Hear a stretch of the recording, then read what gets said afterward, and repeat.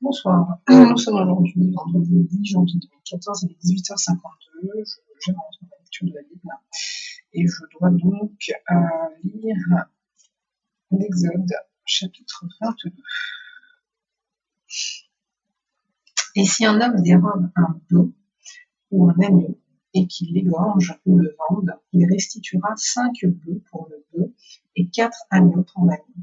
Si le voleur est surpris dérobant avec effraction et qu'il soit frappé et meurt, on ne sera point coupable de meurtre envers lui.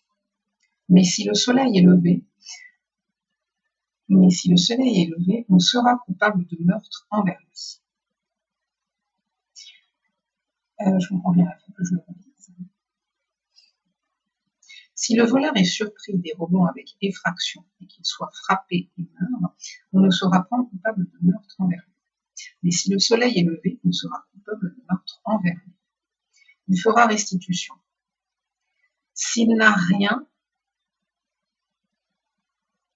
c'est quand même curieux. Mais si le soleil est levé, on sera coupable de meurtre envers lui. Point. Il fera restitution. S'il n'a rien, il sera vendu pour son vol. Si ce qu'il a dérobé, bœuf, âne ou agneau, se trouve encore vivant entre ses mains, il fera une restitution double. Si un homme fait du dégât dans un champ ou dans une vigne et qu'il laisse son bétail paître dans le champ d'autrui, il donnera en dédommagement le meilleur produit de son champ et de sa vigne. Si un feu éclate et rencontre des épines, et que du blé en gerbe ou sur pied, ou bien le champ soit consumé, celui qui a causé l'incendie sera tenu à un dédommagement. Si un homme donne à un autre de l'argent ou des objets à garder et qu'on y vole dans la maison de ce dernier, le voleur fera une restitution au double, dans le cas où il serait trouvé. Si le voleur ne se trouve pas, le maître de la maison se présentera devant Dieu pour déclarer qu'il n'a pas mis la main sur le bien de son prochain. Dans toute affaire frauduleuse concernant un bœuf, un âne, un agneau, un vêtement ou un objet perdu, au sujet duquel on dira : c'est cela, la cause des deux parties ira jusqu'à Dieu. Celui que Dieu condamnera fera à son prochain une restitution au double. Si un homme donne à un autre un âne, un bœuf, un agneau ou un animal quelconque à garder, et que l'animal meurt, se casse un membre ou soit enlevé sans que personne l'ait vu, le serment au nom de l'Éternel interviendra entre les deux parties, et celui qui a gardé l'animal déclarera qu'il n'a pas mis la main sur le bien de son prochain. Le maître de l'animal acceptera ce serment et l'autre ne sera point tenu à une restitution. Mais si l'animal a été dérobé chez lui, il sera tenu vis-à-vis de son maître à une restitution. Si l'animal a été déchiré, il le produira en témoignage et il ne sera point tenu à une restitution pour ce qui a été déchiré. Si un homme emprunte à un autre un animal et que l'animal se casse un membre ou qu'il meurt, en l'absence de son maître, il y aura lieu à restitution.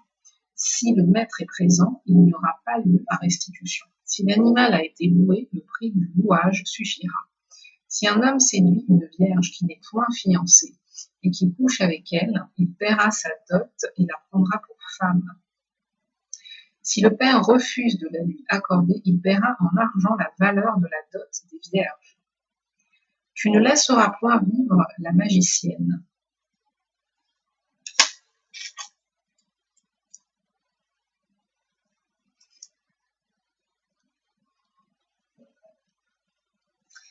Tu ne laisseras point vivre la magicienne. Quiconque couche avec une bête sera puni de mort. Celui qui offre des sacrifices à d'autres dieux qu'à l'Éternel, seul sera voué à l'extermination.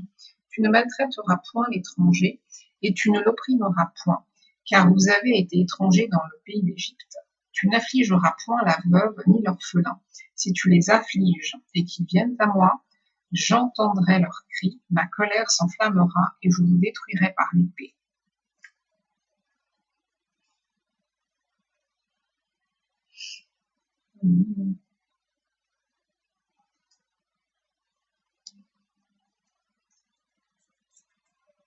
Alors,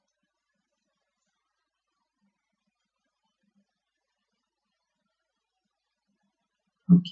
Vos femmes deviendront veuves et vos enfants orphelins. Si tu prêtes de l'argent à mon peuple, aux pauvres qui est avec toi, Alors, si tu prêtes de l'argent à mon peuple, au pauvre qui est avec toi, tu ne feras point à son égard comme un créancier.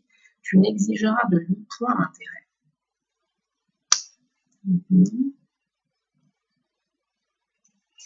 Si tu prends en gage le vêtement de ton prochain, tu le lui rendras avant le coucher du soleil, car c'est sa seule couverture.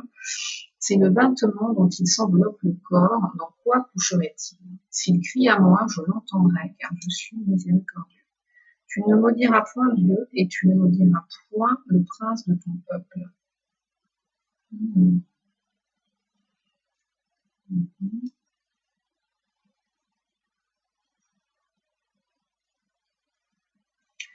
Tu ne différeras point de m'offrir les prémices de ta moisson et de ta vendange. Tu me donneras le premier-né de tes fils. Tu me donneras aussi le premier-né de ta vache et de ta brebis. Il restera 7 jours avec sa mère, le 8e jour tu me le donneras. Vous serez pour moi des hommes saints. Vous ne mangerez point de chair déchirée dans les champs, vous la jetterez aux chiens. Ok, je vais donc m'arrêter là, mais j'ai quand même noté le verset 16. Je relis. Si un homme séduit une vierge qui n'est point fiancée et qu'il couche avec elle, il paiera sa dot et la prendra pour femme. Si le père refuse de la lui accorder, il paiera en argent la valeur de la dot des vierges. Tu ne laisseras point, verset 18, tu ne laisseras point vivre la magicienne. Ensuite, ok, donc le verset 21, tu ne maltraiteras point l'étranger et tu ne l'opprimeras point, car vous avez été étrangers dans les pays d'Égypte. Verset 22, tu n'affligeras point la veuve ni l'orphelin. Si tu les affliges et qu'ils viennent à moi, j'entendrai leurs cris. Ma colère s'enflammera et je vous détruirai par l'épée.